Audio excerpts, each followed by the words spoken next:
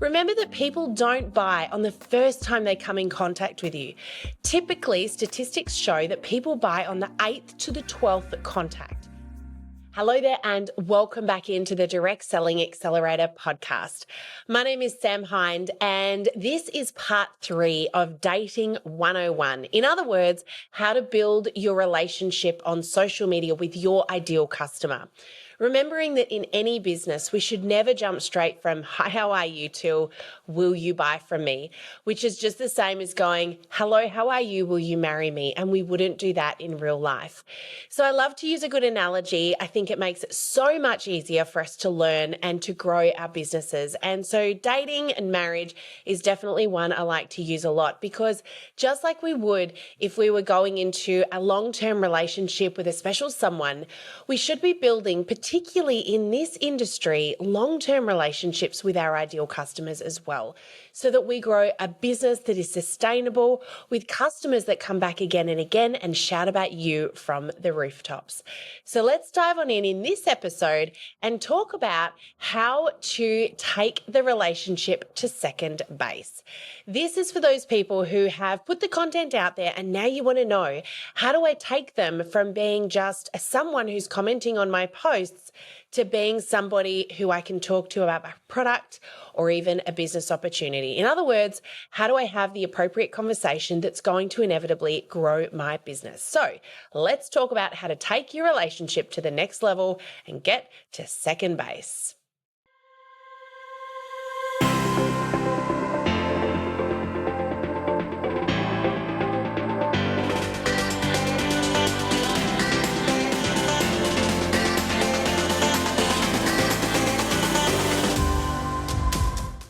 Okay, so in this episode, we're going to be talking all about taking your relationship to the next stages. So how do we get to second base? In other words, how do we appropriately take our relationship to that point where we can have a one-to-one conversation?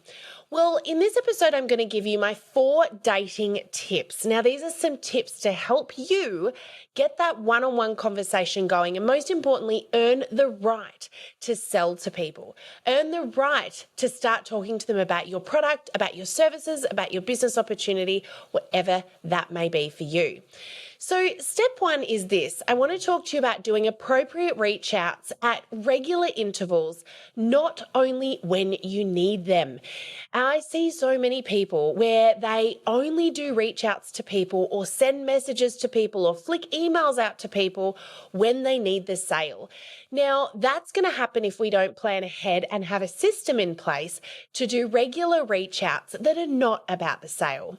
Now, my thing is, if you haven't reached out to someone about something other than selling your product, service, or business opportunity in the last 3 months, it's not appropriate for you to reach out to them only about selling. So here is a technique that we teach inside of our membership groups that is game changing. Now, I actually learned this many, many years ago from somebody else in the direct selling industry who's actually been a guest on this podcast, the amazing Christine Drummond. And we have used this again and again. I know so many people listen to that episode and have found this so useful. So I'm going to repeat it now because I think this one's an absolute game changer, and that is the A to Z technique. Now, the A to Z technique looks like this. If you were going to be working on your business, let's say 3 days a week, Monday, Wednesday, and Friday.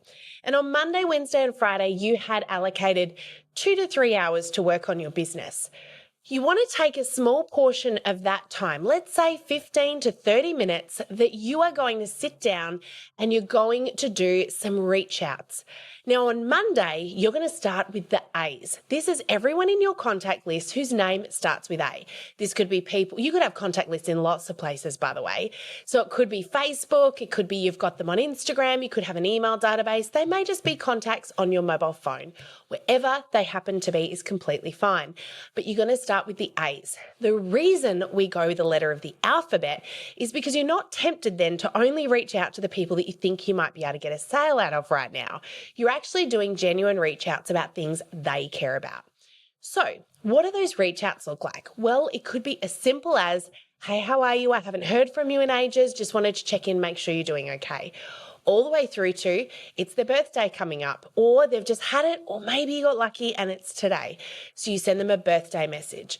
Or another really great way of doing this, yes, you could follow up on previous experience with you, but that sort of smells a little bit like a sell or a hidden agenda.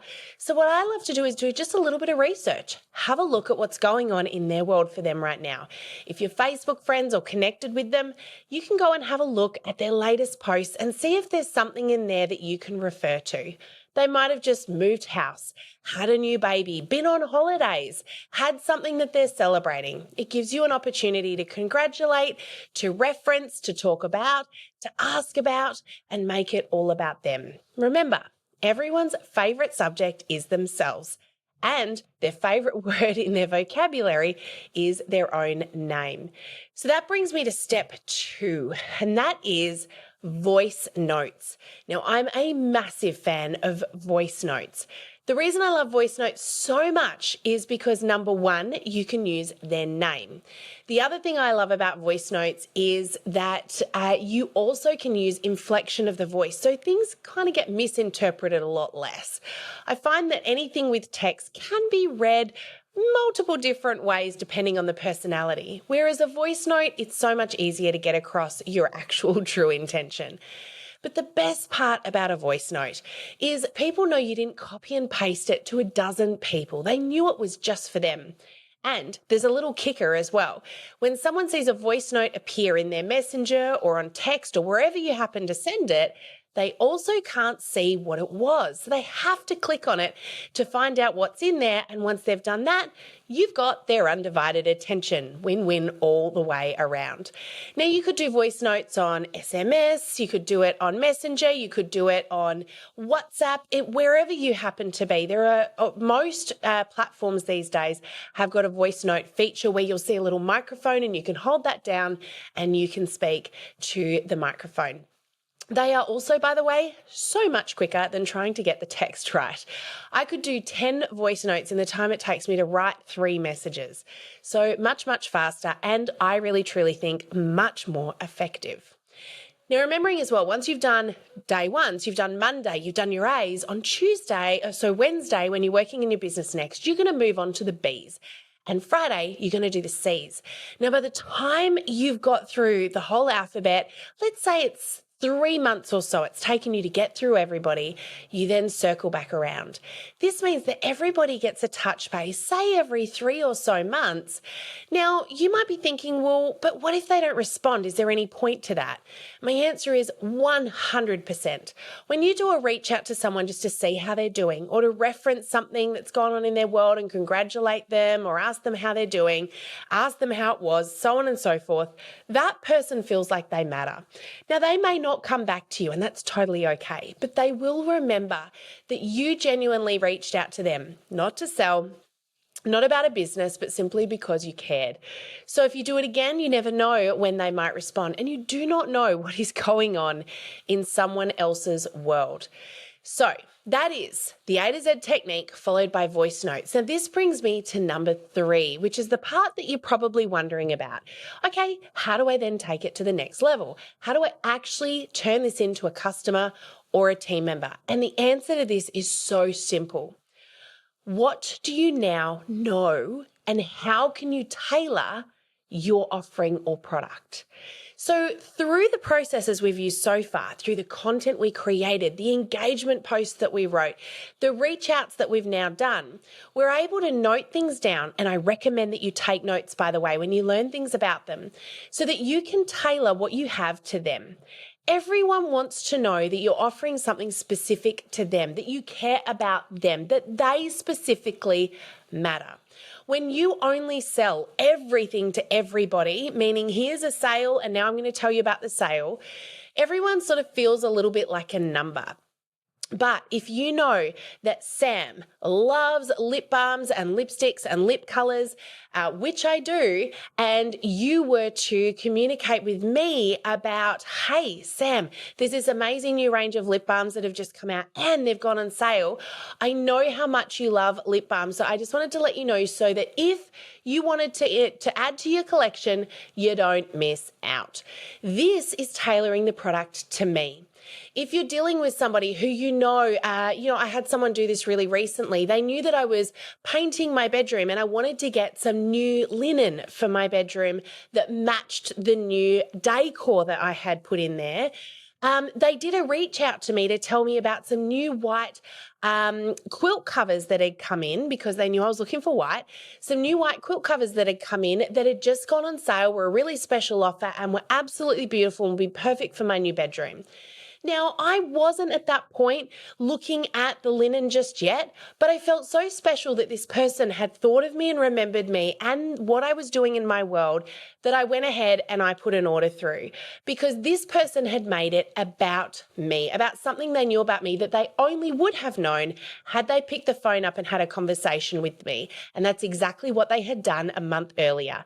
Hey, Sam, how you doing? Just checking in. Would love to catch up. And so we caught up. We had a phone call. She asked what was going on in my world. I told her I'm revamping my bedroom and I'm so excited. And she asked some questions. I told her a bit about it. Little did I know, she remembered it, took the notes down, and then when the opportunity came up, she tailored her product and her offering to suit me. And that's what you should be doing for your audience as well. Now, this brings me to point number 4, and this is very, very important. Have a nurture sequence. Your nurture sequence is where you make sure you're not putting all of your eggs in one basket, but that you're touching base with people in multiple different ways and locations. So don't just have Facebook as your only tool. Messenger, of course, is another tool. Email, do you have an email list? This is important. Make sure that you're building a database offline. What happens if Facebook isn't around tomorrow? You want to know you've still got your contacts. Also, think about one-on-one, snail mail. There are loads of different ways that you can nurture your audience, even Facebook groups. So have a nurture sequence in place. We have a nurture sequence in place. Ours looks like this podcast you're listening to right now. We also have a free Facebook group, which you're welcome to join. Social Media for Direct Sellers with Greg and Sam. We have free webinars that come up from time to time. We do free trainings and courses. We do all sorts of things, including our email database where we send you updates and we nurture you, we give you things. These are all ways that we continue to add value, we continue to connect, and we nurture our audience. So I'd love to ask you to think about right now, what nurture sequence do you have in place? Once you connect with somebody, where else can they connect with you? How else are they going to find out about you? Remember that people don't buy on the first time they come in contact with you. Typically, statistics show that people buy on the 8th to the 12th contact. And if you've ever heard me talk about subliminal persuasion, it's one of my favorite things to talk about, which is the art of strategically placing yourself in the path of your target customer so that when they need something you have, they think of you like that and they don't even know why. So if you can constantly be showing up in various different ways, it's going to make it so much easier for you when it's time to take that relationship to the next level. So that wraps up our Dating 101 Power podcast series, where we talked about where to date, how to date, and how to take the relationship to the next level. In other words, how to get to second base. I hope you found this helpful. I hope this has been a little bit of fun for you. Certainly been a lot of fun for me. I really enjoy doing these quick episodes, and I also love talking about how you can build the relationship with your ideal customer to help you build a sustainable business with people that shout about you from the rooftops. And the best part of that is when you get that right, you are going to love your business all the more. So go out there and have a bit of a think about how can you build a nurture sequence? How can you fit that A to Z technique in your daily planning, your daily strategy for your business?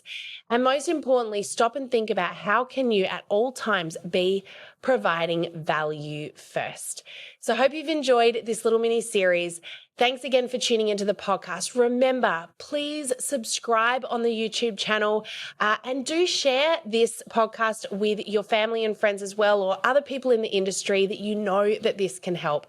Let's reach as many people as we can and help other people to grow as well. It's been a pleasure catching up with you today. I look forward to seeing you on the podcast again next week. That's it from me. Bye for now. Thank you for joining us in this episode of the Direct Selling Accelerator podcast. If you love listening and you found that this was helpful for your direct selling business, please like and subscribe to our YouTube channel. You can also check out the recommended video that's popped up on your screen right here. I look forward to seeing you again next time. Bye for now.